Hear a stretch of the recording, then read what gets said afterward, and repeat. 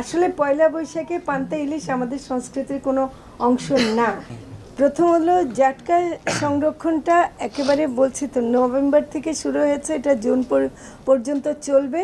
আমরা এই যে জাটকা সংরক্ষণ সপ্তাহ পালন করে, এটা প্রতি বছরই করা হয়। এটা বিশেষ সচেতনতা সৃষ্টির জন্য, এবং যেহেতু এই সময়টা খুব গুরুত্বপূর্ণ যে জাটকা এখন এমন একটা সাইজে আসছে যে মানুষ মনে করে এটাই ইলিশ, হ্যাঁ, তো সেটাকে রক্ষা করার জন্য আমরা এই পদক্ষেপটা নিচ্ছি। এটা আসলে আপনাদেরকেও আমি চাইবো যে পত্রপত্রিকা এবং মিডিয়াতে যেন পরিষ্কার আসে যে জাটকা সংরক্ষণ করতে হবে, এবং এটা কিন্তু আমরা জুন পর্যন্ত এটা চলবে।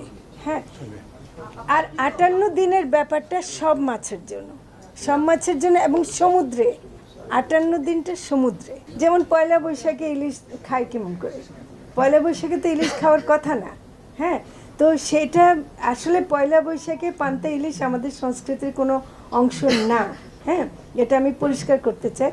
তবুও যেহেতু এটা ঢাকায় এটা চালু হয়েছিল, কিন্তু এটা মনে রাখতে হবে পয়লা বৈশাখে যারা ইলিশ খাবেন তারা আসলে জাটকাই খাবেন, এবং তারা আইনের লঙ্ঘন করছেন। তো কাজেই এটা বাজারে পাওয়া যাওয়াটাও কিন্তু আইনের লঙ্ঘন হবে। তো সেটা কিন্তু একটু আমরা উল্লেখ করতে চাই। আরেকটা হলো যে এই সময়টা আমরা বিশেষ জোরালোভাবে জাটকার বিষয়টাকে সচেতন করার জন্যই আসলে করছি। এটা এই এক সপ্তাহটা ক্যাম্পেইন। হ্যাঁ, আমি আপনাদের মাধ্যমে আহ্বান জানাতে চাই যে এবার মানে পরিষ্কারভাবে এটা বলতে চাই যে প্রথমত এটা আমাদের সংস্কৃতির কোনো অংশ না যে পান্তার সাথে ইলিশ খাওয়া হবে, বিশেষ করে এপ্রিল মাসে। অন্য সময় খেলে আমাদের কোনো ব্যাপার না, কিন্তু এই যে এপ্রিল মাসের 14 তারিখে যে পান্তার সাথে ইলিশ খাওয়া হয় সেটা যেন না খাওয়া হয় অনুরোধ করব, কারণ এটা জাটকা, এটা ইলিশ নয়। যারা ঢাকায় থাকেন, ঢাকার এটা একটা সংস্কৃতি, এটা সংস্কৃতি তৈরি আরোপিত সংস্কৃতি আমি বলবো।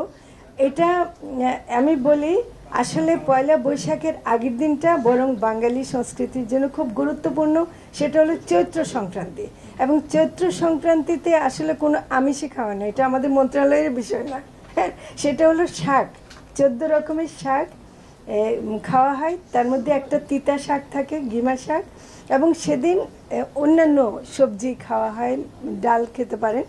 তো চৈত্র সংক্রান্তি পালন করবেন, এবং পয়লা বৈশাখের দিনে আপনি বাতাসা খান, আপনি মিষ্টি খান, দই চিড়া খান, ছাতুর শরবত খান, আর নর্মাল ভাত খাবেন, কোনো সমস্যা নাই।